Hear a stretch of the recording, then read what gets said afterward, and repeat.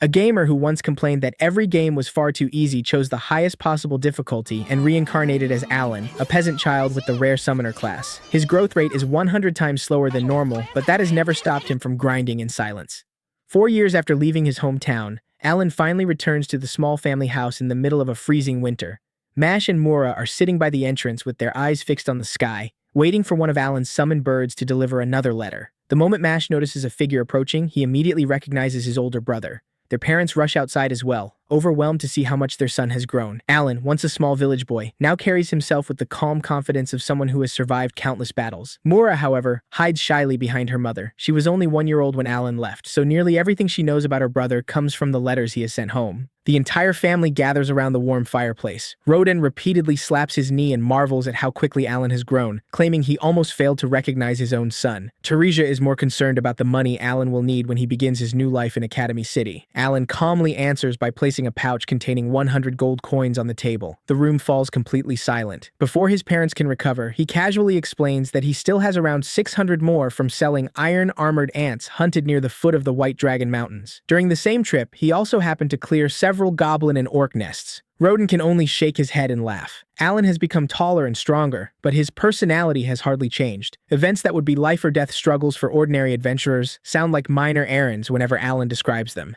Unfortunately, the family reunion cannot last long because he must soon leave again to begin the next stage of his journey. Mash enthusiastically announces that once he turns 12, he also intends to take the academy entrance examination and follow his brother's path. Mura continues clutching Alan's old letters and timidly asks whether the man standing before her is truly the same brother Alan who has been writing to her all these years. Alan kneels, smiles, and gently confirms that he is. Only then does Mura gather enough courage to approach and kiss him on the cheek. The small gesture makes Alan understand something important. Sending money and letters home every month may prove that he remembers his family, but neither can replace actually standing beside the people he loves. Before he leaves, the entire family embraces one another tightly. Roden and Teresia ask only that their son remains safe and healthy. Alan says goodbye once more and sets out toward a completely new chapter of his life. Back at the Granville estate, Cecil catches Alan sweeping the courtyard like an ordinary servant. She cannot understand why someone now treated as an honored guest of the family is still voluntarily doing household work. Alan simply smiles and says he wants to help a little more before leaving for the academy. Cecil does not argue, but she quickly moves to a far more serious question. Does Alan truly intend to accompany her to Academy City and eventually follow her onto the battlefield? Cecil is a noblewoman and therefore has obligations she cannot avoid, but none of those duties apply to Alan. He could choose a safer and more comfortable life. Alan calmly reminds her that his promise to protect her was never an empty statement made for convenience. At that moment, a carriage stops outside the estate. Krina jumps down with her usual enthusiasm, while Dagora follows more slowly with a huge pile of luggage strapped to his back. Alan introduces them to Cecil, explaining that she is the daughter of the Granville family he has served for the past 4 years. Cecil greets them politely, and Krina immediately shakes her hand as though they have already been friends for months. The group is then welcomed with a lavish feast. The Duke tells Krina and Dagora to make themselves comfortable, and the two take that invitation very seriously. They begin wolfing down the food so enthusiastically that Alan feels embarrassed on their behalf. Krina is most interested in whether Academy City truly contains as many dungeons and monsters as the rumors claim. She believes that if she keeps training, then by the time she graduates, she will be much closer to achieving her dream of joining a knightly order. Her excitement makes Cecil realize that Alan has not fully explained what awaits them after 3 years at the academy. Their graduation will not simply lead to safe careers or peaceful adventures. They are expected to join a war that has already continued for years. Alan knows he cannot hide that truth forever, but he wants Krina and Dagora to make their own decision after understanding the path clearly. He does not want fear to stop them before the journey has even begun. Because Krina possesses the Sword Saint talent, she will probably receive a noble title after graduation. That honor would also force her to accept military service, just like Cecil. Dagora will have more freedom depending on his achievements at the academy. Deep down, Alan hopes the four of them can become genuine friends and reliable companions. He has even prayed to the goddess Elmia that he might someday gain the ability to view their statistics. For a summoner who calculates every experience point and every magic stone, fighting beside teammates whose abilities remain hidden feels like playing hell mode with most of the interface disabled. 3 days later, Alan, Cecil, Krina, and Dagora leave the estate while the Granville family gathers to see them off. They board an enormous magical airship built using advanced dwarven technology from the Bacchus Empire. From the sky, Academy City appears as a massive urban complex surrounded by countless facilities and dungeons. Before entering, however, they must compete against nearly 20,000 applicants arriving from across the kingdom. Every candidate begins with the appraisal ceremony. Dagora volunteers to go first. His results show A-rank attack growth, B-rank stamina and endurance, and a talent for using axes. Instead of celebrating, Dagora turns pale because the ratings are almost identical to those he received when he was 5 years old. Alan quickly explains that the letters measure growth rate and future potential rather than current strength. An unchanged result does not mean Dagora has made no progress. Cecil is examined next. The orb confirms A-rank mana, S-rank intelligence, and the talent of a mage. The examiner immediately declares that she represents exactly the kind of student the Academy hopes to recruit. Krina places her hand on the orb next, causing it to shine with overwhelming intensity. Her extraordinary statistics appear alongside the unmistakable Sword Saint talent. The examiner recognizes the famous Krina immediately and welcomes her with great enthusiasm. Even so, everyone's attention soon shifts toward the final applicant. Cecil is especially curious to see how the device will react to Alan, who has spent years concealing the true extent of his power. When Alan touches the orb, brilliant light fills the room, and for the first time, his summoner class appears correctly. Unfortunately, every category connected to his growth is rated E. The examiner regretfully informs him that he has failed the preliminary assessment. Cecil immediately protests. A person who defeated Murder Gauche alone cannot possibly be considered unqualified. Alan remains calmer than anyone else. He understands exactly what happened. The old problem that prevented his summoner profession from appearing has finally been corrected, but Hell Mode still reduces his growth rate to 1/100th of normal. Before Cecil can continue arguing, Hero Helmios arrives with the High Elf headmaster. Helmios confirms that he personally witnessed Alan defeating Murder Gauche, meaning the collection of E-rank results clearly does not reflect his real combat ability. The headmaster also remembers a prophecy from the spirit god Rosen concerning a boy whose growth values would all be ranked E. That connection immediately makes Alan's case far more important than a simple examination failure. Helmios uses appraisal directly on Alan. His eyes begin glowing as he sees the hidden statistics behind the misleading results. Alan's mana and intelligence are already comparable to those of a great mage, while several of his other abilities greatly exceed the standard expected of a new student. The strangest detail is that Alan possesses none of the conventional magical systems normally associated with those statistics. Alan is clearly uncomfortable with someone viewing his abilities so thoroughly, so Helmios allows him to perform an appraisal in return. The hero's strength, stamina, endurance, and agility are all rated S, while most of his remaining attributes stand at A. One glance is enough for Alan to understand that Helmios is a physically oriented warrior whose natural foundation completely surpasses that of an ordinary human. Helmios then asks Alan to demonstrate his profession. Alan summons Chorosuke into the palm of his hand. The tiny creature looks far from threatening, but the successful summoning proves beyond doubt that Alan is a genuine summoner. Helmios and the headmaster agree to let him pass the preliminary stage. The group then proceeds to the written examination, which covers mathematics, vocabulary, history, and knowledge of monster behavior. Fortunately, all four manage to pass. The moment they leave the examination area, the group heads directly to the Adventurers Guild to investigate the dungeon system surrounding the city. A guild employee explains that local dungeons are divided into C, B, and A ranks. The final floor of each dungeon contains a boss guarding a treasure chest, and those chests occasionally contain extremely valuable items. The moment Alan hears the word treasure, he changes the subject to long-term resource acquisition. He immediately places an order for 10,000 D-rank magic stones, pays 100 gold coins in advance, and announces that he intends to stockpile at least 2 million stones during his 3 years at the academy.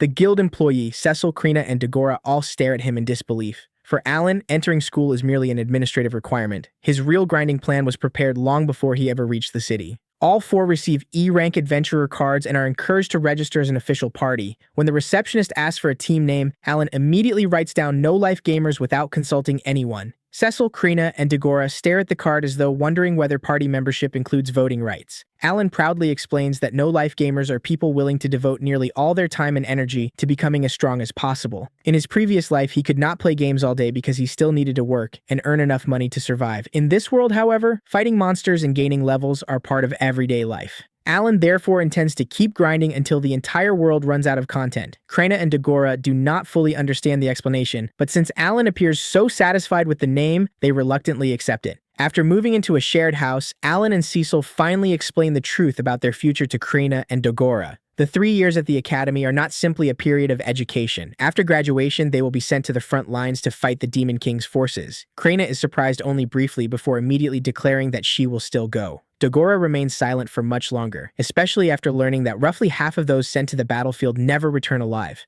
Alan refuses to pressure him. This decision concerns Dagora's life, so he has every right to think carefully before answering. Eventually, Dogora asks whether defeating the Demon King would be considered even more impressive than becoming a knight. Once he hears that it would be a legendary achievement, his desire to prove himself overcomes his fear, and he agrees to remain with the party. At that exact moment, Alan's grimoire rises into the air by itself. The names Krina, Cecil Grumvel, and Dogora appear across its pages, officially recognizing them as his companions. Alan immediately begins outlining their preparations. The party will conquer dungeons to gain levels, search for stronger equipment, and recruit a priest capable of reliable healing. Alan himself needs enormous quantities of magic stones and mana because every stage of his development requires 100 times more effort than normal. The treasure he wants most is a ring capable of restoring mana. If he obtains one, the number of summons and magical items he can produce each day will increase dramatically. Cecil finally understands why Alan placed such an enormous order for magic stones immediately after reaching the city. In his mind, the academy, the dungeons, and even the coming war are all parts of a single problem he intends to solve within 3 years. Their first lesson is taught by Karlova, the homeroom teacher responsible for guiding the class throughout all 3 years. He also serves as the head of the Adventurers Guild in the royal capital. Karlova warns that students who score below 40 points will be expelled. At the same time, he declares that within his classroom there will be no distinction between peasants, commoners, and nobles. Talent, discipline, and effort are the only things that determine a student's value. Alan immediately takes those words literally and begins speaking to Cecil as an ordinary friend rather than his former mistress. The change is so sudden that Cecil reaches over and squeezes his face in the middle of class. 4 years of living as master and servant have left her completely unprepared for Alan becoming casually disrespectful overnight. The academy follows a schedule of 4 school days, followed by 2 days of rest. Afternoon training is divided according to each student's talent. Krina studies swordsmanship, Dogora trains with the axe, and Cecil attends advanced magical classes. Alan discovers that there is no teacher, department, or curriculum dedicated to summoners. Rather than becoming discouraged, he decides to study useful information from several different courses and develop his own training method. The moment their first rest day arrives, the party enters a C-rank dungeon located in the middle of the city. From the outside, it resembles an ordinary building. Inside, however, they encounter a multicolored cube that introduces itself as the General Control System. It explains that every party is transported into an independent space, allowing multiple groups to challenge the same dungeon without ever meeting one another.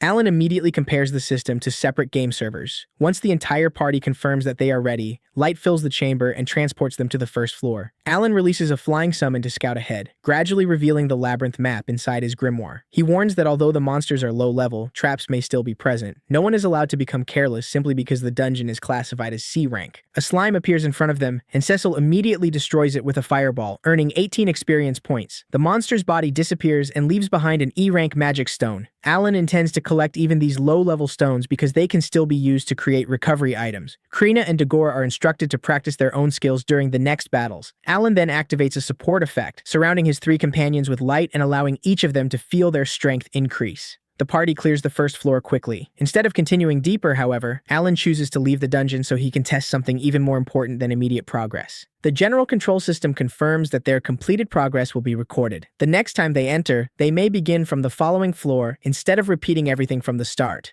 The dungeon will also regenerate monsters and resources endlessly, regardless of how many times it has been cleared. To most adventurers, this is merely a convenient feature. To Alan, it instantly becomes an almost unlimited source of experience and magic stones. The group decides to spend every rest day pushing farther into the dungeon. Each completed floor can provide roughly 200 stones. Alan also discovers that his summoned creatures can continue fighting and accumulating experience while he attends classes at the academy. After repeated expeditions, the party finally reaches the last floor of the C-rank dungeon. An army of goblins waits ahead, led by a huge individual carrying an axe. Cecil wants to see how powerful Alan has truly become, and asks him to defeat the enemies using only his summons. Krina immediately supports the idea, because since forming the party, none of them has witnessed more than a small portion of what Alan can do. Alan reveals that he spent 35,000 D-rank magic stones producing mana recovery items, and used the resulting resources to raise enhancement to level 6. The upgraded skill can now add 500 points to 2 different attributes of every summon. Applied across an entire army, the increase becomes overwhelming. Alan summons a large force of rat-type creatures, establishes a protective formation, and orders them to attack. The swarm rushes into the goblin army and breaks its formation before the monsters can properly respond.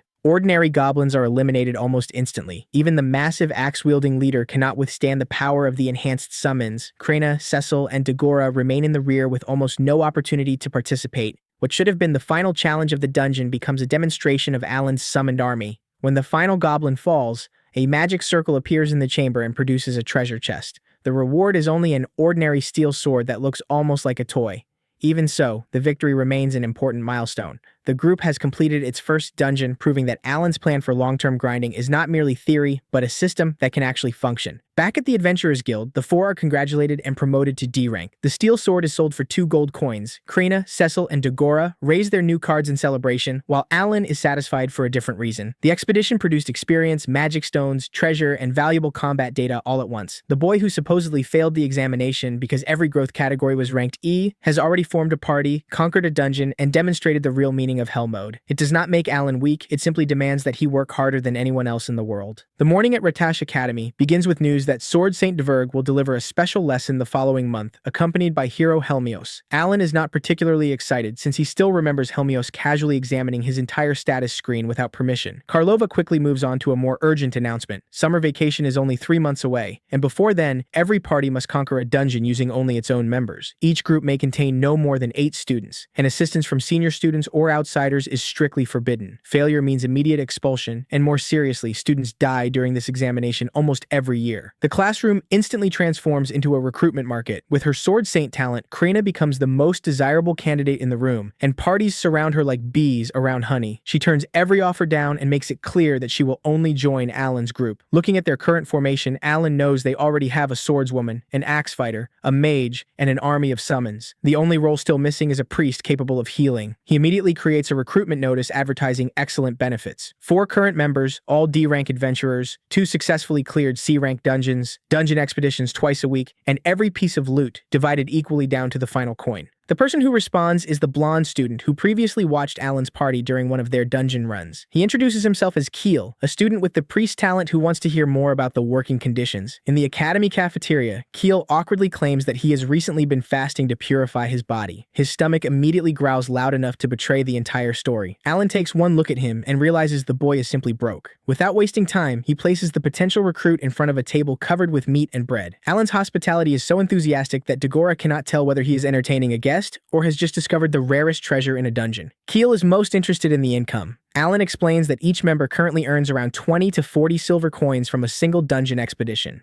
Keel's eyes immediately light up, and he agrees to join them on a trial basis. During his first run, he does not participate directly in combat, yet he can still feel his body growing stronger after Krina defeats a monster. Alan explains that experience is shared among party members. Because of this system, a healer can remain safely behind the front line and continue developing without being forced to attack enemies personally. On their 3rd expedition together, the group reaches the final floor. Alan leaves most of the fighting to Krina, Cecil, and Dagora while he remains in the rear to observe Keel. Cecil opens the battle with a storm of fire, and Krina moves through the monsters like a flash of lightning. Everything proceeds smoothly until Dagora becomes too absorbed in testing a new technique and leaves his side exposed. Another attack suddenly flies toward Keel. Alan immediately summons a shield-bearing creature to block the strike. It is the first time Keel has seen proof that a summoner can do far more than overwhelm enemies. Alan's creatures can also appear at the exact moment needed to protect an ally. Krina defeats the boss, but Dagora suffers an injury to his arm. Keel immediately casts healing, surrounding the wound with light until it disappears completely. His performance confirms that he is the final piece missing from the party's formation. Alan wants to inspect his statistics, but the grimoire refuses to display them because Keel is still registered only as a temporary guest. When asked how he learned to heal so effectively, Keel admits that he desperately needed money, so he spent 2 full months repeatedly casting recovery magic until the process became second nature. Krina is both impressed and slightly jealous. She has trained for years, but still cannot activate the special skill associated with the Sword Saint talent. Dagora also declares that he will master his own abilities as soon as possible. The trial expedition does more than test Keel's usefulness. It forces everyone to recognize the distance between their current strength and the power they must achieve before being sent to the front lines. After the battle, a silver treasure chest appears containing a small mithril shield. The item sells for 15 gold coins, giving Keel 3 gold coins along with 1/5 of the collected magic stones. The moment he learns that magic stones can also be exchanged for money, a wide smile spreads across his face. Alan immediately invites him to become a permanent member of the No Life Gamers. Keel refuses without hesitation. His current plan is to work as a freelance priest, accepting temporary contracts and prioritizing whichever party offers the highest payment. He needs to earn as much money as possible to deal with a burden he is not yet prepared to explain. 1 month later, Alan's grimoire announces that his accumulated progress has finally reached another milestone. Fusion and summoning both rise to level 6, his storage expands to 60 slots, C-rank summons become available, and the awakening skill is unlocked. Alan becomes so excited that he nearly wakes everyone in the house. Rather than wait until morning, he immediately heads into a dungeon to begin experimenting.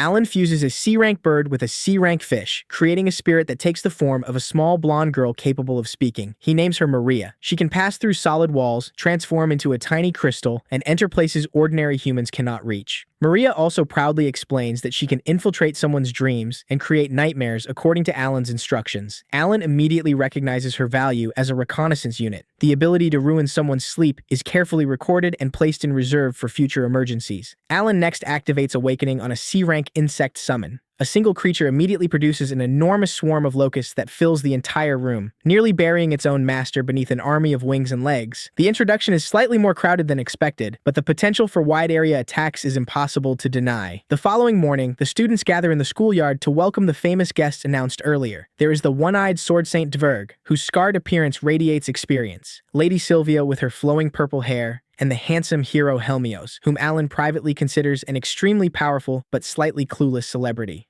When Dverg asks whether anyone has a question, Krina immediately raises her hand. She explains that she still cannot activate the Sword Saint's special skill and wants to become strong enough to stand beside Alan. Dverg leads her into the center of the training yard and orders her to concentrate on the skill before attacking him with everything she has. The moment Krina charges, Dverg knocks her to the ground with his enormous sword. She gets back up and attacks again, only to be sent flying a second time. Ordinary sword strikes cannot reach a warrior hardened by years of fighting on the front lines. Krina continues attacking until she is barely able to stand. Dverg asks whether she intends to give up and return to studying theory for another year. She refuses immediately. Krina remembers that Alan's hell mode slows his development to 1/100th of the normal rate, yet he has never stopped challenging himself. Whenever he reaches a limit, he searches for another method to move forward. She refuses to remain behind forever, watching Alan and Cecil use powerful abilities while she depends only on the raw strength of her sword. Dverg orders Krina to remove every unnecessary thought from her mind, focus entirely on the skill, and pour everything she has into a single strike. She drags her exhausted body forward one step at a time. Light suddenly gathers around the blade before shooting through the air. Dverg blocks the attack, but a crack appears across his training sword. Krina has finally activated Void Sword Slash. Dverg confirms that she learns far more effectively through genuine combat than through observation and written theory.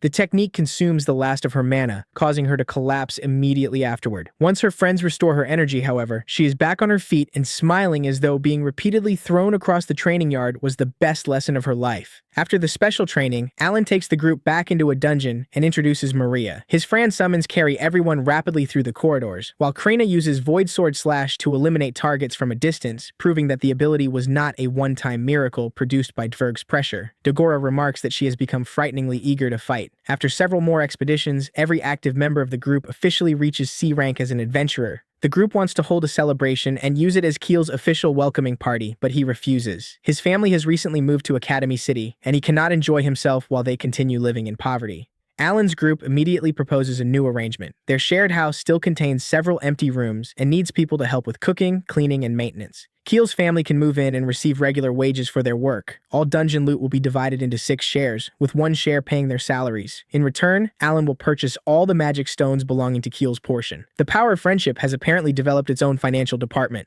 The agreement guarantees stable income for Keel's family while providing Alan with an additional supply of magic stones. That evening, the group visits the place where Keel currently lives. The moment the door opens, they discover a long line of young children and former servants. A blonde girl at the front introduces herself as Nina, Keel's younger sister. Alan looks around but cannot find any parents or responsible adults capable of sharing the burden Keel has been carrying for everyone in the house. Dinner begins warmly. Keel tells Alan there is no need to address him so formally because they are already friends. However, his name still does not appear inside the grimoire, proving that friendship alone is not enough for the system to recognize someone as a true companion. During the conversation, the group learns that Keel is the son of a noble family that was stripped of its status. He now lives with Nina and the former servants who had nowhere else to go. Although Nina was once raised as a young noblewoman, she firmly declares that she will work rather than become another burden on her brother. Alan explains that both he and Krina were born into peasant families. Cecil is the only true noble among them, as the daughter of Baron Granvelle. The moment that family name is spoken, Keel's attitude changes completely. He jumps to his feet and angrily declares that House Granvelle destroyed the Carnell family's entire life. the warm dinner instantly becomes tense. The power of friendship temporarily shuts down. One servant pulls Nina behind him, while Cecil asks everyone unrelated to the dispute to leave the room so she can explain what truly happened. According to the story Keel was told, House Carnell was the innocent victim of a conspiracy created by Granvelle. Cecil presents a very different version. Keel's father attempted to seize the rights to a mithril mine located inside Granvelle territory.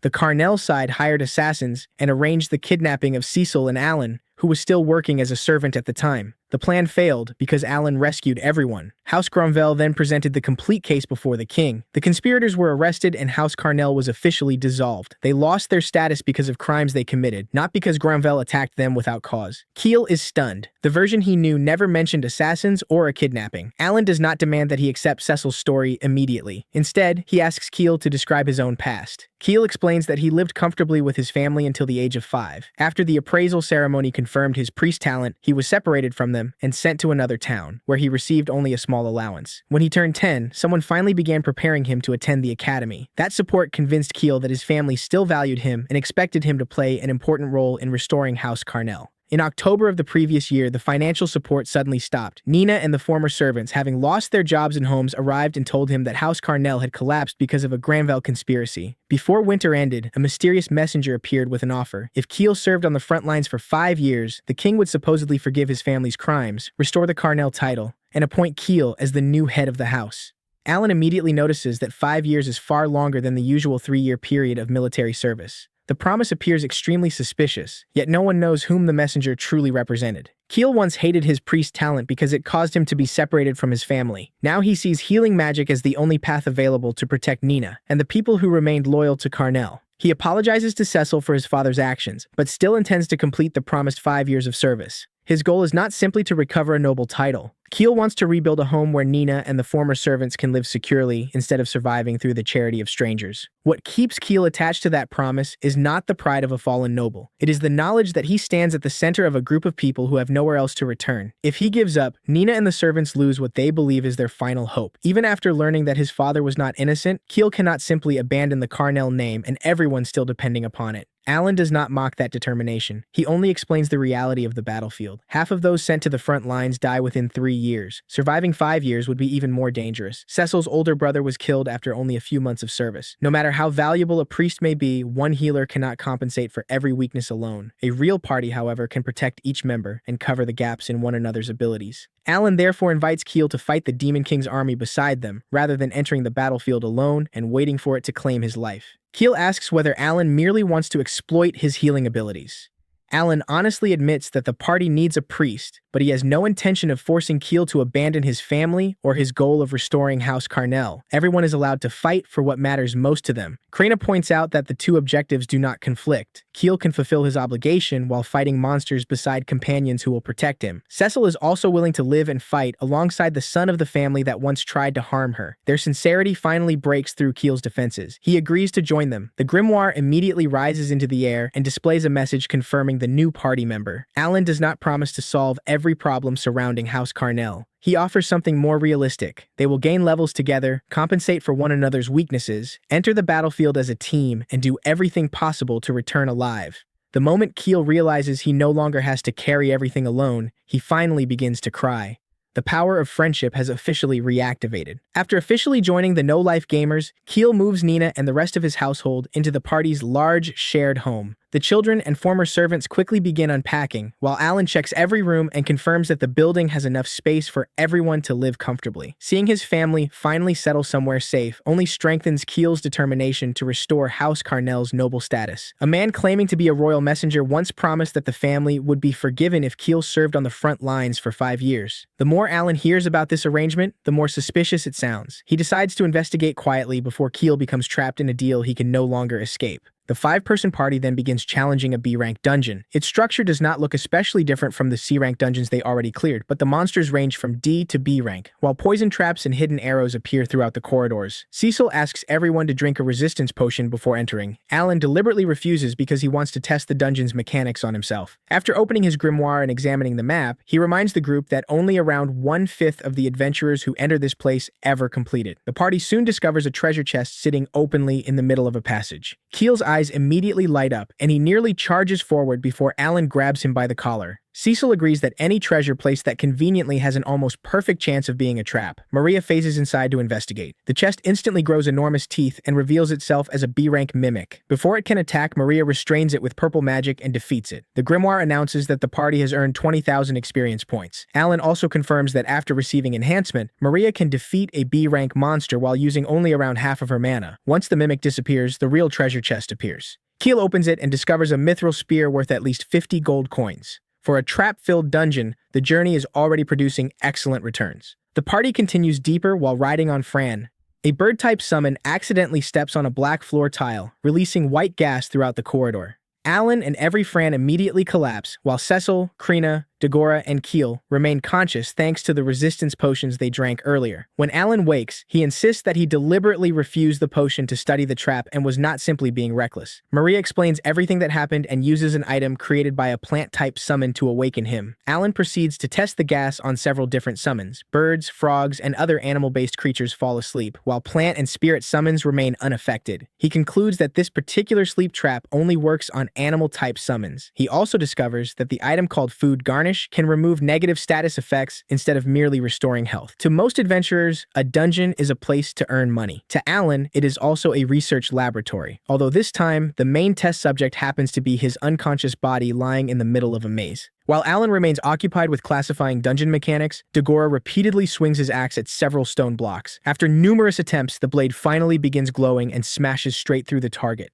Dagora celebrates as he announces that he has activated his personal skill for the first time. The entire party congratulates him, and Alan checks the grimoire to confirm that Dagora's skill experience has genuinely increased. The final member who had not yet awakened an ability has finally discovered how to move beyond his limit. 2 months of dungeon expeditions every weekend have transformed the whole group. Krina has mastered Void Sword Slash, Dagora has awakened his first skill, Cecil's magical coordination has become increasingly precise, Keel now handles both defense and recovery, and Alan's summons cover reconnaissance, transportation, combat, and status removal. Before entering the final room, Alan reviews the party's condition one last time. Keel can now cast wide area protection in addition to healing. Krina and Dagora both possess powerful offensive skills. Cecil can eliminate groups of enemies with magic, while Alan's summons manage scouting and support. 2 months earlier, they were still testing each basic mechanic individually. Now all 5 can function as a complete party. What Alan wants to examine in the boss room is no longer the strength of each member alone, but whether the group can maintain its formation against a B-rank opponent. Inside, they discover a herd of large boars surrounding a giant boar standing in the center of a magic circle. Alan checks the grimoire and finds that Krina, Cecil, Dagora, and Keel have all reached approximately level 37 in only 2 months. Their normal growth rate is so fast that Alan, who develops 100 times more slowly, feels personally attacked by the numbers. Still, if talented people can advance this quickly, and humanity continues struggling against the Demon King's army, then the enemies waiting on the front lines clearly cannot be defeated through a few casual grinding sessions. Keel begins the battle with great protection, covering the entire party in a blue defensive barrier. Cecil immediately launches magic into the herd, while Dagora and Krina move forward to control the front line. Alan supports them with animal-type summons, and the giant boar is left to the 2 close-range fighters. Its thick armor withstands several direct attacks, but after Alan identifies a weak point, Krina closes the distance and pours her full strength into a single strike. The blade pierces the vulnerable area, bringing down the giant boar and awarding the party 24,000 experience points. A large treasure chest appears after their victory, containing a pair of scarletite gauntlets. Scarletite is even harder than mithril, and the moment Keel hears that the item may be worth several hundred gold coins, he embraces it as though he has already found a mountain of treasure. Alan knows his friend genuinely needs money to support his family, although Keel's natural affection for profit is clearly powerful as well. Despite the smooth victory, Alan does not underestimate the B-rank dungeon. The boss's strength only gives him a clearer idea of how dangerous the Demon King's forces must be. He decides that every party member must reach the highest possible level before graduation. Over the following months, Alan uses Maria and his summoned army to hunt monsters and collect resources almost continuously. His stockpile reaches approximately 34,760 C-rank magic stones, while the party's funds rise to 425 gold coins.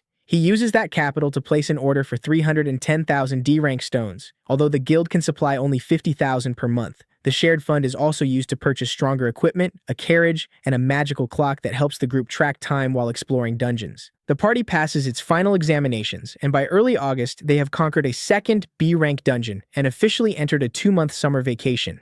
While most students consider the break a chance to rest, Alan sees it as an opportunity to accelerate their training. Before returning to the grind, he sends summoned birds carrying letters and recorded voices back to his hometown. His family recognizes him immediately, while letters from Krena and Dogora are also delivered to their relatives. Through the conversation, Alan learns that his younger sister possesses no special talent. Rodan is preparing to become the chief of a newly founded frontier village, and Alan's family plans to move there the following April to help develop the land. The families of Krena and Dogora intend to join them. The news puts Alan at ease, although he still advises his father to learn how to read and write before accepting leadership. Otherwise, every official document in the new village will depend entirely on Rodin's memory. Alan later contacts Viscount Granville and reports that Keel has become a reliable companion. He also explains the promise that House Carnell will supposedly be restored after Keel completes 5 years of frontline service. The Viscount confirms that the king does possess the authority to restore a noble title, but no such plan has ever been discussed at court. If the person behind the promise already knew about Keel's priest talent, then the entire arrangement may be a trap. Healers are extremely scarce on the front lines because most remain in safer territories treating civilians and wounded soldiers. As a result, many nobles attempt to keep priests near their children, sometimes forcing them to work until exhaustion simply to increase the young noble's chance of survival. The fact that Keel was separated from his family immediately after the appraisal ceremony, followed years later by a suspicious 5-year promise, suggests that someone may have planned to turn him into a useful tool from a very young age. For now, however, it remains only a theory based on the available evidence. More troublingly, the supposed messenger also told Keel that House Granville was responsible for destroying the Carnell family. Someone is clearly trying to create hatred between the two sides. Alan considers asking the king directly, but Viscount Granville immediately takes responsibility for the investigation. His family's honor has been used to deceive a child, and he refuses to ignore it. Alan agrees to leave the political work to someone with the status and connections to handle it properly. His own task is to become strong enough that no one can force Keel onto the battlefield alone. Alan understands that saving Keel from the conspiracy will require more than a warning. Without evidence, Keel may still choose to believe the only promise offering him a chance to restore his family. The Viscount's investigation therefore must not only identify the person responsible, but also determine whether the king ever approved the agreement or whether it was merely bait designed to bind a young priest to years of military service. Taking advantage of the summer break, the party quickly clears a third B-rank dungeon and upgrades its adventurer cards to B rank. Everyone around them is stunned that a group of first-year students is progressing faster than many experienced adventurers. The guild employee nevertheless warns that A-rank dungeons are completely different. Very few parties have successfully explored them. The final bosses are exceptionally powerful, and the interior may contain traps that have never been documented. She also introduces the auction system, where adventurers can sell valuable loot or purchase rare equipment. Alan immediately asks about mana regeneration rings. Unfortunately, she has never seen one appear, although stamina restoration and poison resistance rings are occasionally sold. The information does not discourage him. Alan decides the party will study every available record, improve its equipment, and attempt an A-rank dungeon. The expedition quickly becomes an extended camping trip underground. The group sleeps inside a defensive ring formed by summons, while Hawkins scouts through the night without locating an exit. The map is so enormous that even Alan admits the dungeon is unreasonably large. They spend 3 or 4 days simply navigating a single floor. Dogora begins complaining that he misses home, while Maria reports that several monsters approached during the night, but were eliminated before Wally needed to use its explosive skill. After packing their camp, the party climbs onto Fran and resumes the march. They soon encounter 2 Orc Kings and a Cyclops. Alan divides the targets, assigning one Orc King to Krena and the other to Dogora, while Cecil supports them with fire spears. B-rank monsters no longer place the group under overwhelming pressure. Dogora nearly defeats his target and happily announces that the battle is almost over. Then the Cyclops suddenly counterattacks, launching him away from the formation and directly onto a purple magic circle. Karina recognizes it as a teleportation trap, but the warning comes too late. Dogora and Cecil vanish in front of Alan. Keel immediately warns that losing both a frontline fighter and the party's mage at the same time puts the entire formation in danger. Alan orders Krena to finish the Cyclops, then creates multiple copies of Maria. He gives each one a life leaf and a magic seed before sending them through the surrounding walls in every direction to search for the missing pair. In another section of the dungeon, Cecil and Dogora are thrown directly in front of a gigantic red monster accompanied by 2 serpent-like creatures. Dogora is already injured, but he still places himself between Cecil and the enemies. Cecil repeatedly supports him with fire spears, while the massive creature's counterattacks eventually smash Dagora against the floor. He is forced to use his final recovery item. Cecil checks her own bag and discovers that she has run out as well. Even so, both continue fighting, knowing that one mistake could leave them dead inside the labyrinth. Just as the situation approaches its limit, one of the Mariahs locates them and activates possession, releasing a purple cloud that surrounds the enemies. She immediately gives Cecil and Dagora the life leaf and magic seed. The wide area effects restore 1,000 health and 1,000 mana to every party member within range. Through Maria's eyes, Alan confirms that both of them are still alive and sends instructions for them to remain in position until rescue arrives. The relief lasts only briefly. Two white-armored monsters appear soon afterward. Cecil and Dagora decide to eliminate them and fortify their position, while Maria remains behind to provide support. Elsewhere, Alan orders Krena and Keel to hold on tightly before commanding Fran to activate Divine Speed. The summons race through the corridors at maximum velocity, but even with their companion's exact location known, the maze repeatedly blocks the shortest routes. Dagora absorbs direct attacks to give Cecil time to cast. Maria uses curses to delay the enemies, and Alan watches the map in frustration while forcing Fran to run faster. Knowing someone's location does not mean reaching them will be simple. Before the rescue team can arrive, the silhouette of an enormous red and black monster emerges from the far end of the corridor. It now stands directly before Cecil and Dagora, who are already close to exhaustion. For the first time since entering the academy, the no-life gamers are no longer racing for experience points or treasure. They are racing against time to keep their companions alive.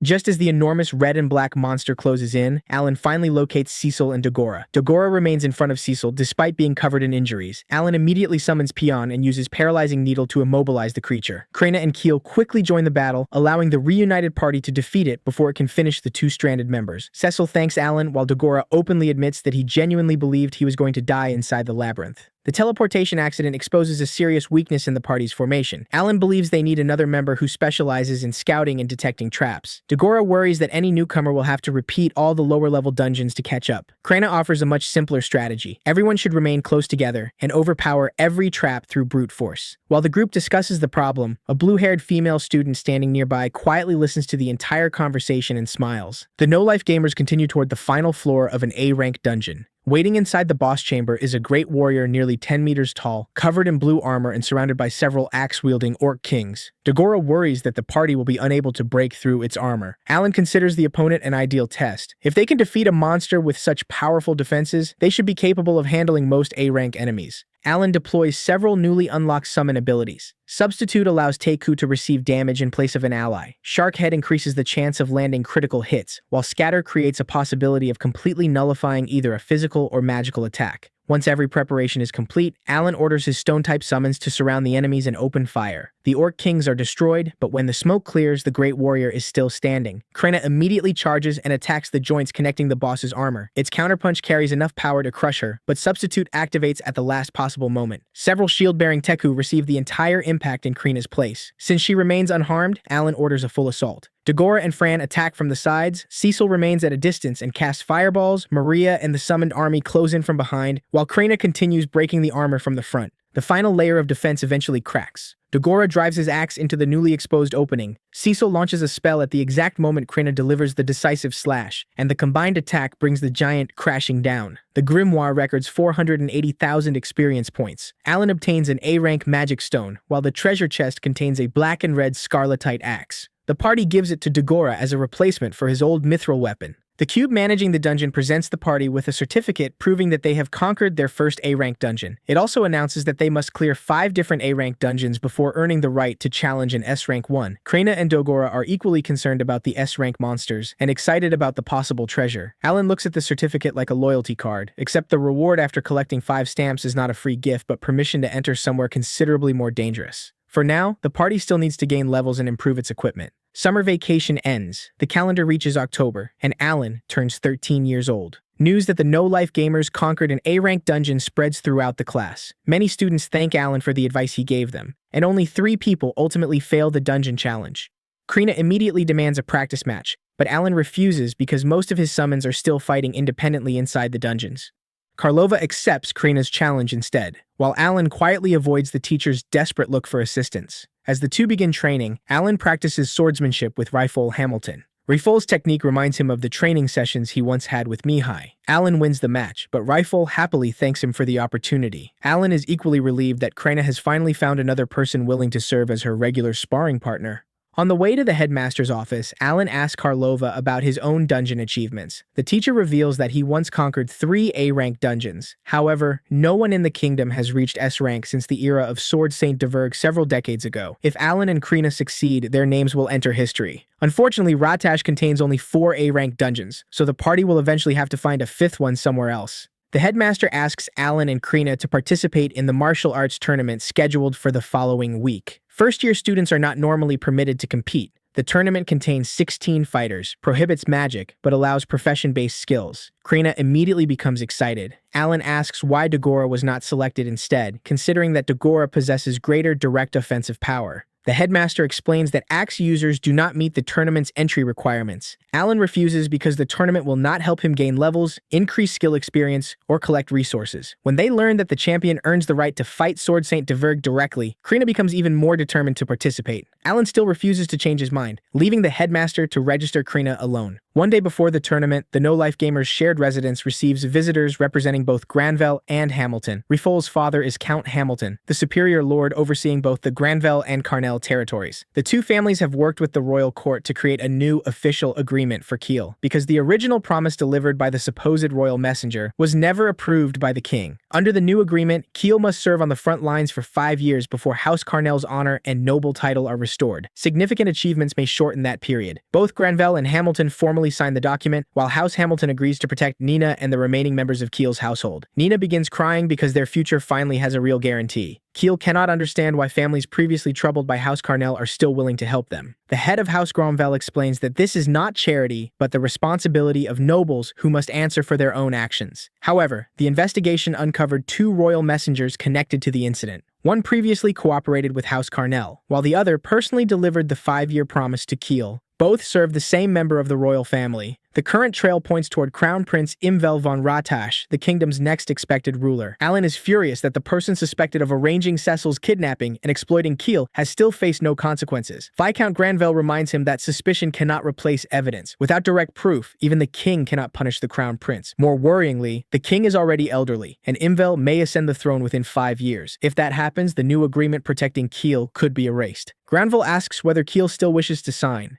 Kiel fully understands the danger but accepts the agreement. Everyone has created an opportunity he could never have obtained alone. As the head of House Carnell, he refuses to avoid the responsibility attached to it. Kiel chooses to continue for Nina, and for every person now placing their hopes in him. The following day, Krena defeats her final opponent and becomes champion of the student tournament. Her reward is an exhibition match against Sword Saint Diverg, the man who has defeated every previous champion. Diverg acknowledges that Krena has grown dramatically stronger, but reminds her that the highest level among students remains far below the reality of an actual battlefield. Krena charges at full speed. Diverg merely raises his greatsword and blocks her opening attack. She immediately surrounds her blade with lightning-like energy, leaps into the air, and brings it down with tremendous force. The resulting light crashes directly against Diverg, but he blocks it cleanly and counters, throwing Krena across the arena. She repeatedly forces herself back to her feet, yet every attempt to approach him ends with her being knocked away. Diverg asks whether she has already reached her limit. Krena denies it, and pours all her remaining strength into one final assault. Diverg breaks through her sword stance and smashes her into the arena with an attack powerful enough to fill the stadium with light. The entire party jumps up and calls her name.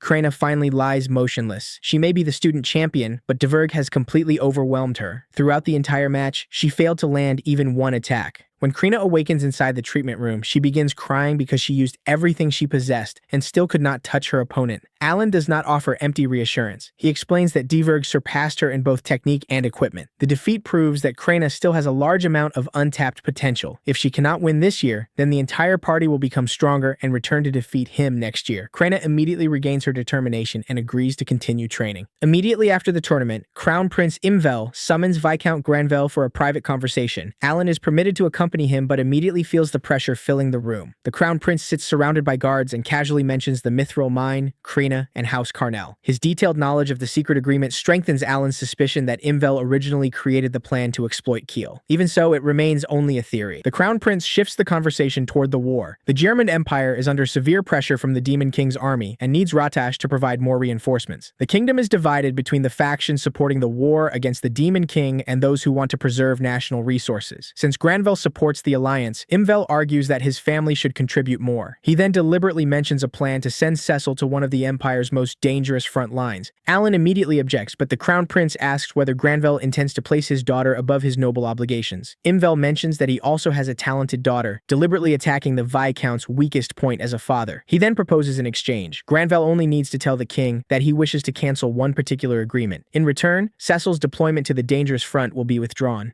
Viscount Granville recognizes the threat and begins to waver. There is another purpose hidden behind Kiel's situation. Priests are becoming increasingly rare, causing many nobles to keep them close to their own children. Some healers are forced to work until exhaustion to increase the survival chances of noble heirs. Alan suspects that the Crown Prince wants Kiel to become his daughter's personal healer. The promise of restoring House Carnell was merely the chain intended to bind him. Realizing that Granville may sacrifice Kiel to protect Cecil, Alan voluntarily steps forward. He introduces himself as the leader of the party containing both Krina and Cecil, surprising the Crown Prince. Alan explains that the entire group understands the mortality rate on the front lines. However, the battlefield is also somewhere they will inevitably be sent after graduation. The declaration removes the need for Granville to sacrifice Kiel in exchange for his daughter's safety. The Viscount confirms that if Cecil receives an official order to support the front, House Granville will obey. The Crown Prince accepts the answer and challenges Alan to protect her even if it costs him his life. Kiel avoids being handed over, but the possibility that the entire party will be sent to an especially brutal battlefield has now become clear. 3 months pass, bringing the calendar to New Year's Day. Alan's enhancement skill reaches level 7, while all 4 companions rise to approximately level 58 and acquire improved equipment. They repeatedly challenge A-rank boss rooms while searching for the rarest possible enemy. Only on the 76th attempt does an enormous heavy dragon finally emerge from the darkness. The guild previously warned them that this creature far surpasses ordinary variants. Some members suggest retreating and reporting its appearance, but Alan decides to fight. The past 3 months of preparation were intended to test the limits of the no-life gamers. Rather than immediately ordering everyone forward, he forms a defensive line, using multiple shield-bearing Teku. Fran handles movement. Cecil and Kiel remain in the rear, while Krina and Dogora wait for an opportunity to approach. Alan warns everyone to pay particular attention to the dragon's breath attack, then orders Kabion to activate Kabion Burst. Numerous fireballs rain down on the boss and remove a significant portion of its health. The dragon is intelligent enough to become furious, but before it can even finish roaring, Kabion attacks it again. Cecil can only ask Alan not to deliberately provoke an enemy that is already dangerous enough. Fran activates Divine Speed and carries Krina and Dogora into close range. Krina attacks directly, but her sword bounces away from scales harder than steel. Alan suspects that the heavy dragon possesses extremely high physical resistance. Energy begins gathering inside its mouth, so Alan orders the Teku into a defensive formation and prepares to sacrifice them. The breath sweeps across the chamber. The wall of shields absorbs the entire attack, but 4 Teku are erased at once. The dragon quickly begins charging another attack, this time gathering an even larger mass of fire. Krina immediately shouts for everyone to retreat. Alan attempts to construct another defensive line, but his summoning speed cannot keep up. If the breath reaches the rear, Cecil and Kiel may die instantly. Without waiting for an order, Krina and Dogora step forward together and shield their companions. The strengthened flames swallow both fighters and destroy the Fran supporting them. Krina and Dogora survive but suffer severe injuries. Kiel immediately casts Great Healing, becoming the crucial link that allows the party to continue fighting. Even so, the heavy dragon begins preparing another breath attack. Dogora starts to believe that victory is impossible. Their defensive formation is almost exhausted, and physical attacks remain useless. Alan has observed enough to understand both the speed and power of the breath. He insists that the party can still continue. At that moment, pink-purple energy suddenly erupts around Krina's body. She remembers experiencing the same state when she was younger. Alan opens the grimoire and checks her status, discovering that the unique skill Limit Break has activated. Every one of Krina's attributes increases by more than 3,000 points. She also receives super regeneration, restoring approximately 1% of her health every second. The heavy dragon gathers all its energy and fires the breath directly at her. Krina does not avoid it. She advances straight through the sea of flames as super regeneration continuously repairs the damage, while her strength and speed rise to an entirely different level. Krina tightens her grip on the greatsword and charges through the intense heat. She closes the distance while the dragon is still releasing its power. A red sword strike cuts through the scales that previously repelled every physical attack. The resulting explosion consumes the enormous body and slams it into the floor. The grimoire announces that the party has received 1,600,000 experience points. The rare boss that appeared only after 76 attempts has been defeated by the same girl who once cried because she could not land a single strike against Verg. Standing among the fading flames, Krina Krina smiles and happily announces that she defeated the enormous dragon. Losing to Diverg revealed the limit standing before her. Her determination to protect her companions gave her the strength to break through it. Time quickly passes to the end of March. Alan is still only 13 years old, but the results of an entire year spent grinding through dungeons create a problem the party never expected. Krina happily announces that she has gained another level, only to freeze when her status screen appears. She, Cecil, Dagora, and Keel have all reached level 60, the current level limit of this world. Every one of Alan's companions has reached the cap. Alan alone can continue growing because Hell Mode makes his leveling speed 100 times slower than that of ordinary people. He suspects that their unusually rapid progress may be connected to the Demon King, who increased the ranks of monsters across the world. Those creatures became more dangerous, but they also began granting far more experience. This remains only Alan's theory, yet if it is correct, it means the balance of the world is continuing to collapse. Dagora worries that the party may remain trapped at its current strength forever. Cecil understands another problem as well. Once levels and statistics stop rising, maintaining the motivation to train becomes much more difficult. Alan refuses to consider level 60 the end. In the online games he played in his previous life, level caps could eventually be raised. Until they discover the condition required to break through this one, they still have 3 ways to improve: mastering their special skills, acquiring stronger equipment, and accumulating real combat experience. The party has 2 years remaining before being deployed to the front lines. Alan decides to use every moment of that time to transform the no-life gamers into the strongest force possible. April begins, and approximately 2,600 students enter their second year. Karlova announces that the class will receive 3 transfer students. Sophie alone is a high elf princess and the heir to the kingdom of Rosenheim. Volmar is her personal protector and the captain of her royal guard. Maruru is a 13-year-old dwarf from the Bacchus Empire. Karlova asks whether Alan can accept all 3 into his party. Alan first confirms that expanding the team to 8 members will not reduce their experience gains, then agrees to discuss the details during lunch. Inside the dining hall, Alan introduces himself as the leader of the no-life gamers and immediately asks whether the 3 newcomers can accept a schedule involving dungeon expeditions almost every day. Sophie alone agrees because her side also has only 2 years left to prepare for the war against the Demon King. She is a spirit mage, Volmar possesses the archer talent, and Maruru has the exceptionally rare Talos general talent. However, Maruru admits that her abilities are currently restricted for a reason she cannot yet explain. Even so, she wants to become stronger. Krina enthusiastically assures them that everyone will help one another improve. The benefits for both sides align perfectly. Alan needs additional members for higher-ranking dungeons, while the newcomers need a powerful party capable of preparing them for the battlefield. Sophie alone, Volmar, and Maruru therefore officially join the no-life gamers. The headmaster tells Alan that although he and Sophie alone are both high elves, her political status is far above his own. Volmar, meanwhile, commands the entire royal guard. 4 days later, all 3 transfer into the shared residence, where the party holds a welcoming celebration. Before the meal, the elves pray together. Sophie alone explains that Rosen is the spirit lord who granted magic to their people. The citizens of Bacchus worship Digragni, the dungeon lord, and many of the Empire's magical devices were developed from creations that deity left behind. Alan immediately connects this information to the cubes that manage labyrinths. Krina believes in Elmia, while Keel first learned healing magic through prayer at a church. After the celebration, Alan divides the party into 2 groups. He and Dagora will guide Sophie alone, Volmar, and Maruru through B-rank dungeons so they can gain levels and become accustomed to fighting together. Krina, Cecil, and Keel will continue clearing their 3rd A-rank dungeon with support from Alan's summons. Although the original members have already reached the maximum level, magic stones, equipment, and practical experience remain just as valuable as before. The following day, Alan's grimoire reveals that Sophie alone is 48 years old and level 50, while Volmar is 67 and level 55. Maruru is 13, level 30, and possesses the Talos general talent. The youthful appearances of the 2 elves leave Alan and Dagora speechless, but the princess reminds them not to judge her race using human lifespans.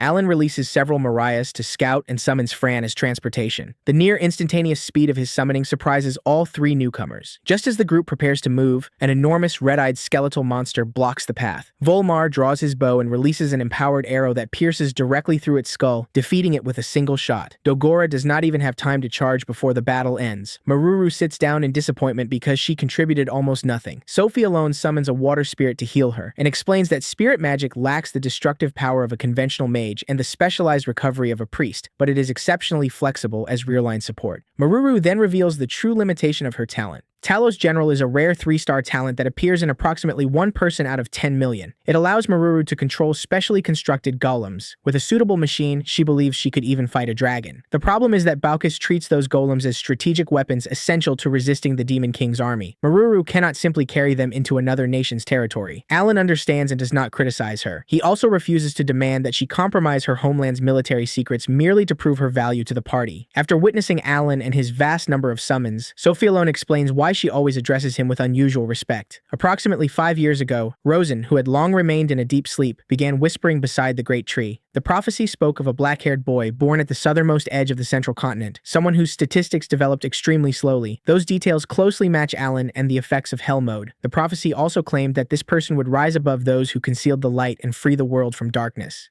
After seeing Alan's summoned army herself, Sophie alone believes that he is the figure described in the prophecy. Even so, this is still only her belief, and nothing yet proves that the prophecy will come true. By the end of July, the results of their training become clear. When a skeletal mage appears inside a battle chamber, Sophie alone asks everyone to move back and activates a special skill usable only once per day.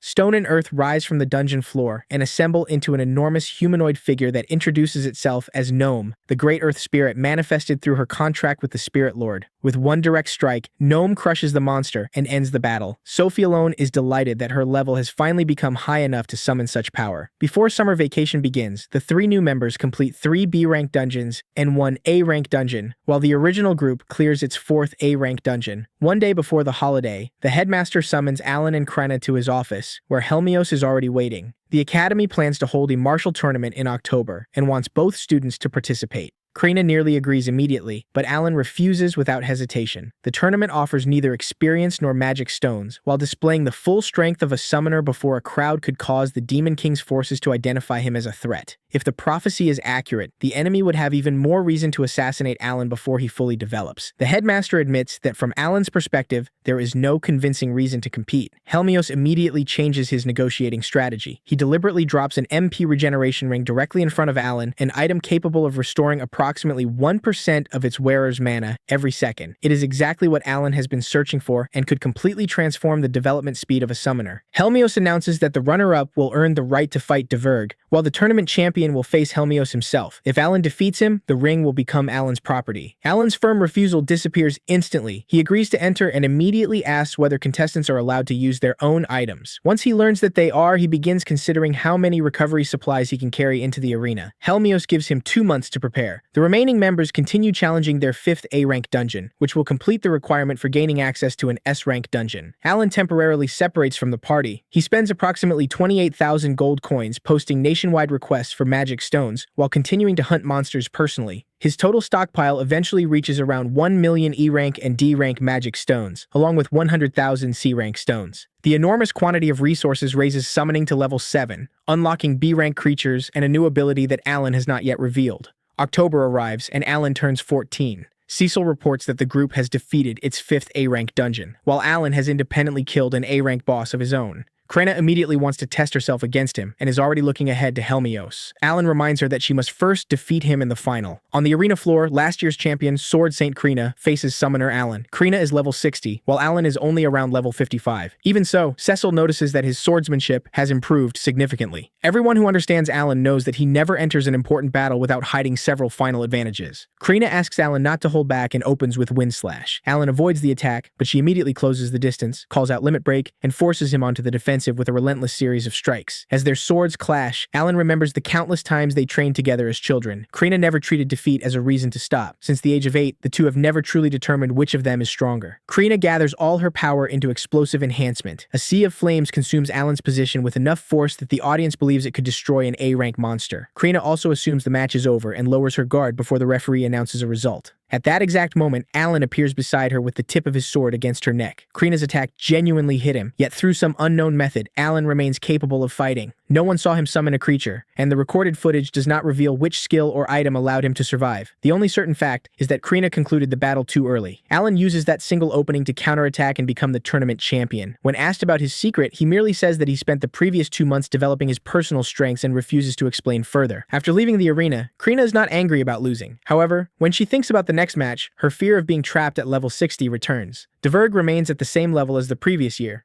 while Alan has progressed far enough to defeat her. The feeling of being left behind causes Krina to lower her head. Alan does not deny that the barrier exists. He simply reminds her that he promised to find a way to overcome the level limit. For now, she must focus on cutting through the opponent standing directly in front of her. His encouragement restores Krina's determination. She takes a deep breath and steps into the rematch she has awaited for an entire year. Diverg admits that Krina has improved greatly, but he has spent the same year hunting monsters and fighting extremely powerful enemies. His level has not increased, yet his technique has never stopped sharpening. Alan prepared 2 agility-enhancing rings for Krina and believes she has a chance if Limit Break activates completely. Krina calls the skill's name at the beginning of the match, but the enhanced state does not appear. She charges with powerful lightning strike, covering her sword in electricity, but Diverg stops it with his great sword. He acknowledges that the attack is stronger than before, yet still concludes that it is insufficient. After the close-range clash, Krina retreats while clutching her stomach. A Life Leaf effect suddenly activates and restores 1000 HP. The source of the effect remains unexplained, but it keeps her standing. Diverg unleashes Earth Dragon Explosion, shattering the arena floor. Krina avoids the most dangerous part of the attack but is still launched into the air and crashes down, barely able to rise. Diverg coldly warns that if she remained on the ground like that during a real battle, she would already be a corpse. The brutal words strike the same determination that once allowed Krina to stand before her companions and charge through the breath of a heavy dragon. A pink-purple aura finally erupts around Krina's body. This time, Limit Break truly activates. Numerous statistics rise by several thousand points. The 2 rings push her agility even higher, while the healing effect prevents her from collapsing beneath the strain of the power consuming her body. Helmios uses his observation ability and confirms that her attributes have increased dramatically, while her HP continues recovering. Diverg also understands that this is the true potential of the young Sword Saint. Krina charges with speed completely different from before. Diverg's great sword can no longer seal every line of attack. She repeatedly breaks through his defense, forces him backward, and finally knocks the Sword Saint onto the arena floor. The spectators erupt, believing that Krina has finally overcome the wall that stopped her the previous year. Before the dust settles, however, Diverg pushes himself upright. He mentions someone with whom he longs to reunite and declares that he must continue winning until that day arrives. A blue aura surrounds his body. Alan immediately realizes that Krina has forced Diverg to activate his special skill. The Sword Saint raises his greatsword overhead, gathering all his power into a colossal armor breaker. Krina stands directly beneath the descending blade without taking a single step backward. The episode ends at the instant before their attacks collide, leaving the victor still unknown. Just as Diverg pours all of his remaining strength into one final attack against Krina, Helmios immediately steps between them and blocks the great sword himself. That interruption finally brings Diverg back to his senses. He realizes that he allowed both his skill and his emotions to carry him too far, nearly turning what was supposed to be an exhibition match into a genuine battle. Diverg falls silent, lowers his weapon, and voluntarily concedes, acknowledging Krina as the winner. The result board confirms that Krina has finally overcome the wall that left her completely powerless 1 year ago. Alan has little time to celebrate. He thanks Helmios for protecting Krina and then enters the arena for the final special match. His opponent is Hero Helmios, a man who began serving on the front lines at around 15 years old, and even at 24 continues fighting against the Demon King's army.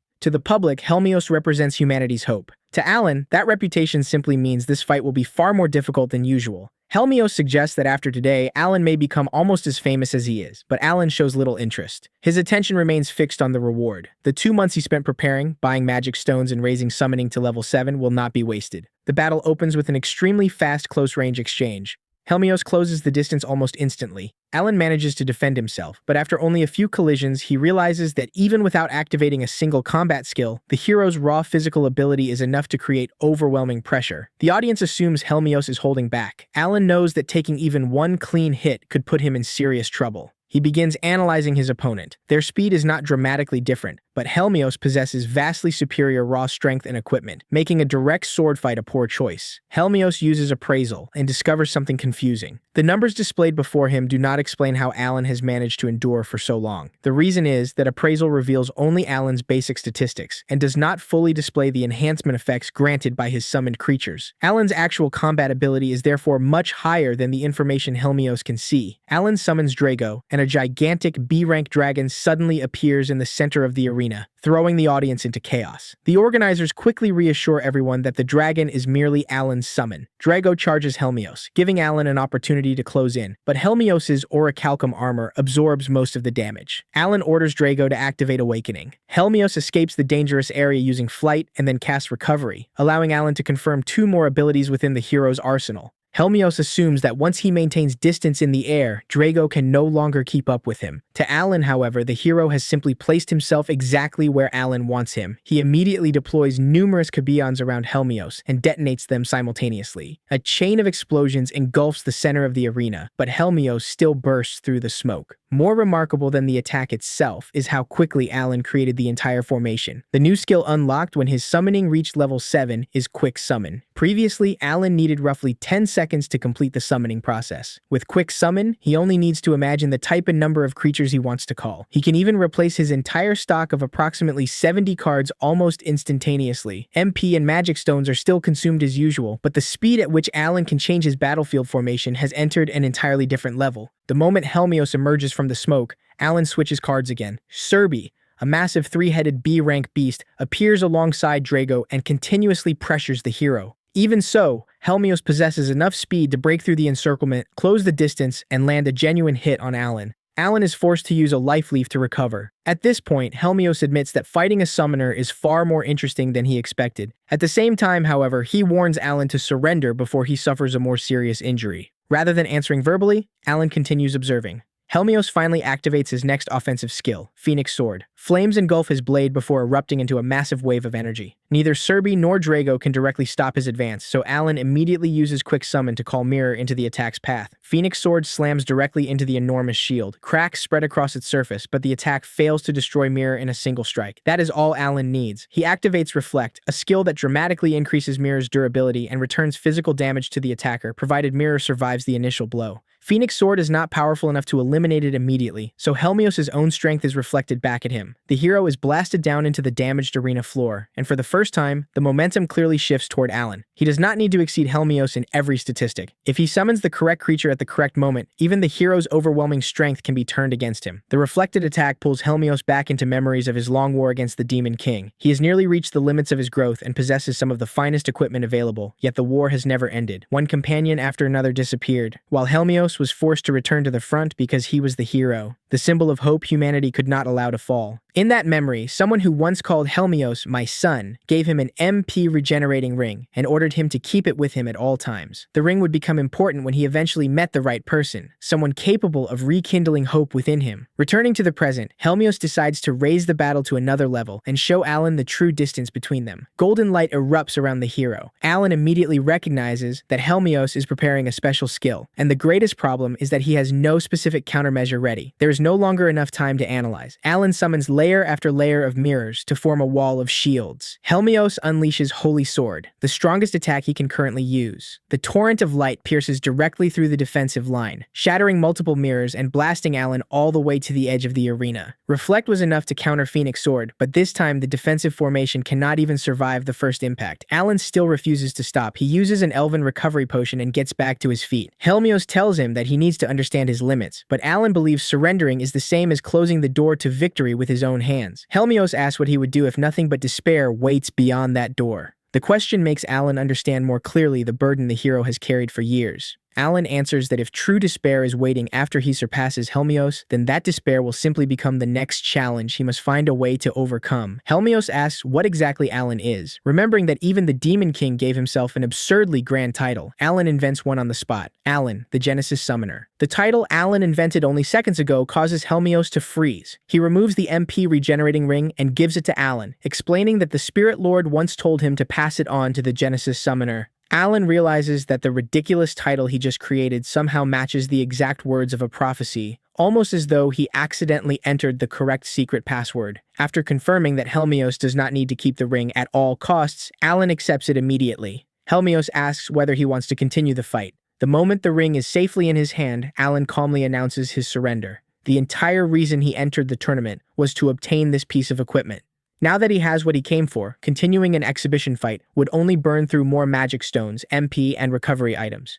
The referee therefore officially declares Helmios the winner. Alan never defeated the hero, but he feels no regret whatsoever. The reward he wanted most is already his. The rest of the no-life gamers can only breathe a collective sigh of relief when their leader returns safely.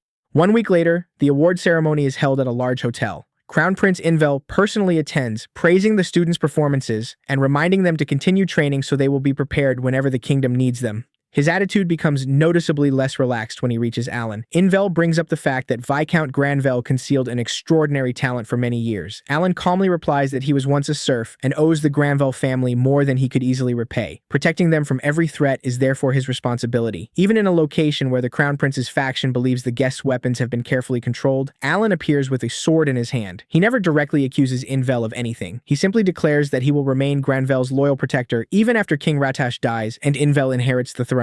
If anyone chooses to target Granvelle, Alan will not stand aside and watch. Time advances to December, when Alan is 14 years old. The no-life gamers continue conquering dungeons, and the party's strength is now completely different from what it was 1 year earlier. The heavy dragon that once forced Krina to activate Limit Break can now be defeated without using her special skill at all. B-rank summons, including Griff, have dramatically improved both the party's mobility and combat ability, making A-rank dungeons far less intimidating than before. After one battle, the reward chest contains an MP boosting ring. It is still not the orichalcum equipment Alan is searching for, leading him to suspect that items of that level may only appear in S-rank dungeons. Immediately afterward, the Dungeon Management Cube confirms that the no-life gamers have fulfilled the requirement of conquering 5 different A-rank dungeons. Their cards are upgraded, officially granting access to S-rank dungeons. Alan immediately establishes his New Year objective: conquer an S-rank dungeon and continue pushing the party's strength even higher. Before that plan can even begin, January brings news that completely changes their direction. A royal decree orders the 5 Ratash members of the no-life gamers to participate in the war, while Rosenheim and the Baucus Empire issue separate orders demanding the immediate return of their exchange students. The battlefield has reached them far sooner than expected. The headmaster spreads a map across the table and announces numbers that leave the entire room silent. The Demon King has mobilized a total force of 10 million monsters, dividing them among Rosenheim, Baucus, and the Central Continent. Rosenheim is protected by the Spirit Lord, while Baucus possesses its defensive golem system, but this time the balance has already collapsed. Rosenheim has only around 1.6 million troops,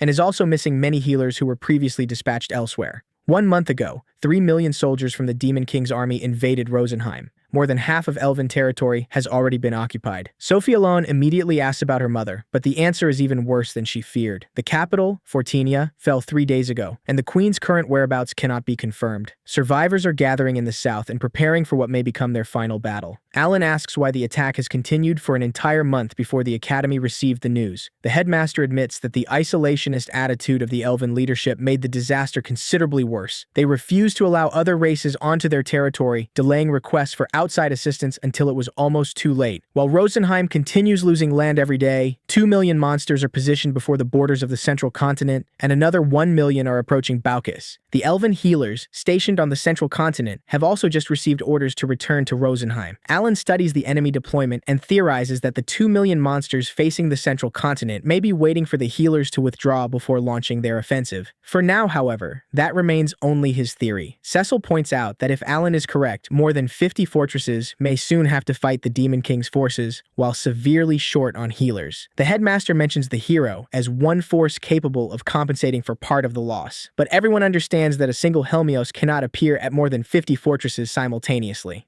Alan checks the figures again and notices that 4 million monsters are still missing from the original total. Only then does the headmaster reveal that this force has been detected offshore from the Central Continent and is currently being treated as a reserve army. The entire battlefield finally becomes visible. 3 million attacking Rosenheim, 2 million holding pressure on the Central Continent, 1 million threatening Baucus, and another 4 million waiting to be committed wherever they are needed. This is not an isolated raid. It is a campaign large enough to force several nations to defend themselves simultaneously. Different opinions immediately emerge inside the room. Some argue that they should prioritize the area closest to home because Ratash itself may become the next target. Everyone has families and civilians they want to protect. This time, choosing the wrong battlefield could result in an entire country disappearing before they have any opportunity to correct the mistake. Krina turns toward Alan and asks what the party should do. Alan studies the map for a moment before stepping toward the headmaster. Without offering a long explanation, he says that he sees only one choice. The no-life gamers will go together and save Rosenheim. Alan begins breaking down the current state of the war. 3 million Demon King troops are attacking Rosenheim, 2 million are pinning down the Central Continent, and another million are positioned against Baucus. That accounts for 6 million out of a total force of 10 million, meaning 4 million are still completely unaccounted for. Clearly, the enemy is not treating each battlefield as a separate war. They are dividing the map and waiting for the alliance to tear itself apart.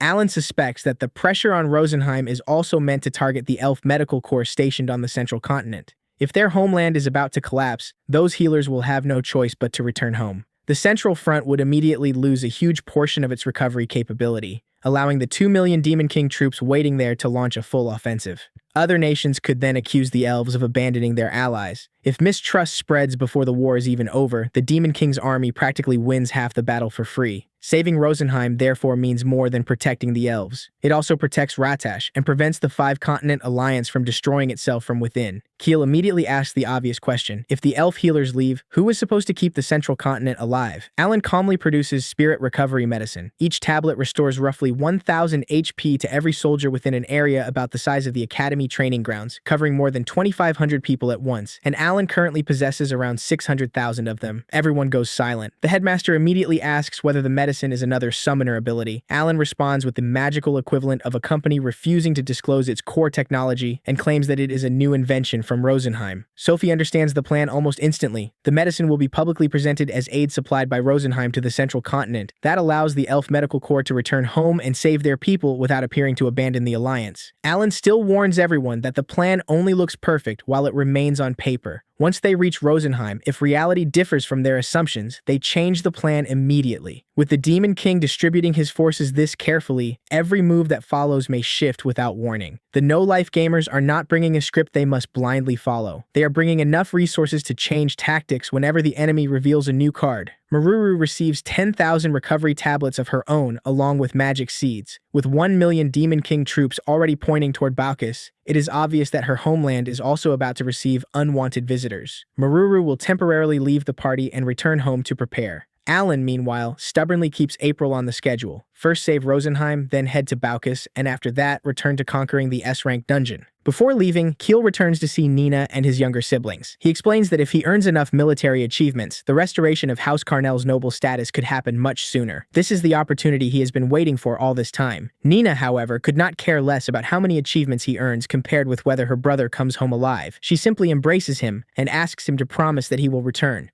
A noble title can always be reclaimed later. Lose a family member, and there is no side quest in the world that can bring them back. Cecil also writes a letter home to Granvelle. She remembers how her older brother, before dying on the front lines, left his final thoughts for the family, so she prepares a letter of her own in case she never gets another chance to return. When the 5 Ratash members finally gather, Alan unexpectedly apologizes. He thinks their deployment to the front earlier than expected may partly be because of him. Krina, Cecil, Dagora, and Keel do not blame him at all. They all knew this path would eventually lead to war. Defeating the Demon King is also a goal each of them chose for themselves. The no-life gamers were formed so they could grow stronger together. Now the end game has decided to come knocking early, so they will face it together. Before leaving Ratash, Alan also sends Ellie and a B-rank dragon summoned toward the central continent with strict orders to scout, provide discreet assistance, and under absolutely no circumstances allow humans to discover them. The mission sounds very covert until both summons hear the words Demon King's army and immediately start looking eager to burn everything in sight. Alan has to remind them that this is an intelligence operation, not a contest to see who can be the bravest. And just like that, 2 years at Ratash Academy come to an end with a journey to the battlefield much earlier than expected. On the way to Rosenheim, Sophie explains that the elven homeland was built around the World Tree. The land is rich in nature, but the elves themselves are fairly closed off toward other races. Since most of Alan's group are human, it would be safer to conceal their appearances somewhat. Their first destination is Nest, a port city currently sheltering enormous numbers of refugees from the north. 4 days later, Nest comes into view. The city has not fallen, but war has already strangled it. Refugees fill the streets, wounded soldiers lie everywhere, and nearly 1 million displaced people have already flooded into the city. Every available healer is working at full capacity and still cannot keep up. One look is enough for Krena to want Alan to open the medicine warehouse immediately. The group splits into two.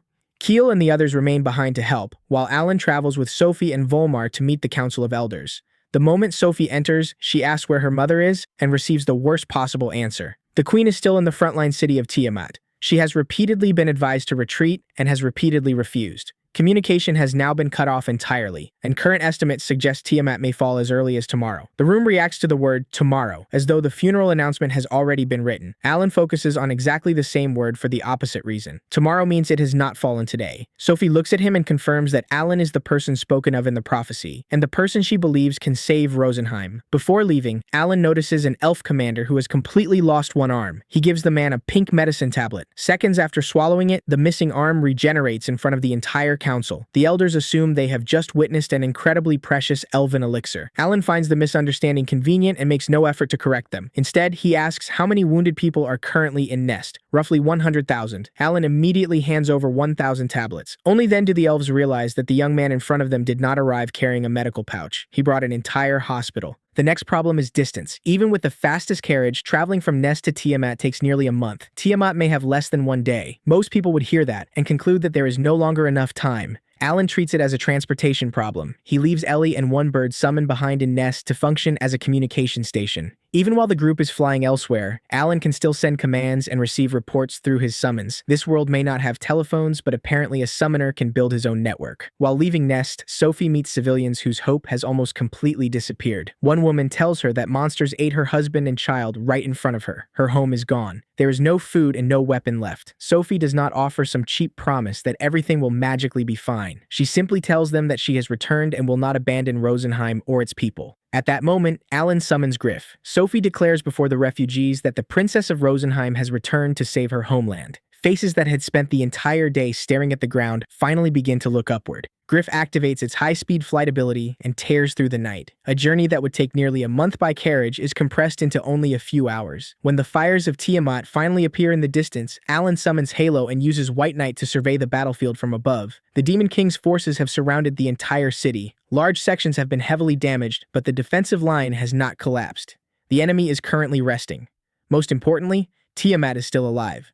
Griff's arrival initially causes the elf soldiers to mistake them for attacking monsters, but they quickly recognize Sophie.